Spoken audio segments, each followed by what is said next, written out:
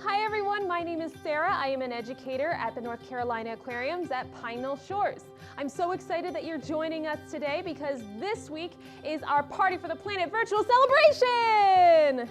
I'm so excited that you're joining us today for our very first video because today we're going to be learning about recycling! Now, I don't know about you, but recycling can seem a little bit confusing, especially when it seems like the rules change every few years.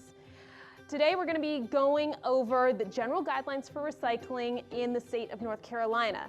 When you have curbside pickup at home for recycling, you're going to be able to use mixed recycling. That means all of your different recycling products can go in the exact same bin, which makes recycling at home so easy. All the same, you want to make sure you're putting the right things in your bin, and that's what we're going to be talking about today. So first things first, paper products. Now, there are lots of different types of paper products that we use, everything from cereal boxes and milk cartons, egg cartons, newspaper, junk mail, cardboard boxes. All of these items are recyclable. They can go in the bin all the way over there. The only thing you want to make sure is that any boxes or containers that contain food, like this milk carton, have been rinsed and don't have any food products in them. So that cardboard pizza box that has cheese stuck to the top and covered in grease, ugh, that goes in the trash. That is not recyclable, unfortunately. And any cardboard boxes that you have, make sure they're completely flattened down before they go in your bin. Next up are going to be your metal items and your glass items. Metal cans are recyclable, as are all of your glass bottles and jars. But just like with those milk cartons, you want to make sure that they are rinsed out and completely clean of any food products. Also, if there are any little lids, these parts are not recyclable, so these go in the trash. So let's dump all of these in there. Got one more lid. That'll go in the trash pile. Plastic items can be a little bit trickier than your paper goods, your cans, and your bottles and glass items because we use all sorts of different types of plastics in our everyday lives.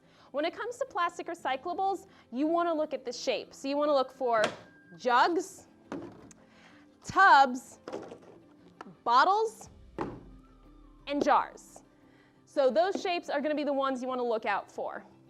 So just like with our paper goods and our cans and our glass goods, you want to make sure that anything that contains food, like this milk jug, gets cleaned before you put it in a recycling bin. Anything that has a screw-on lid like this, that lid is recyclable. Just make sure it is screwed onto that bottle.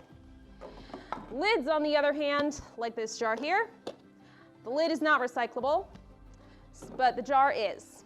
And then cleaning goods like this that have a spray top, while the bottle is recyclable, the spray top is not, so that has to go in the trash too. So, what's great is that some of these plastic goods, like this tub here that has a really nice lid here, I don't have to put it in recycling right away because, honestly, this would make a good sandwich container.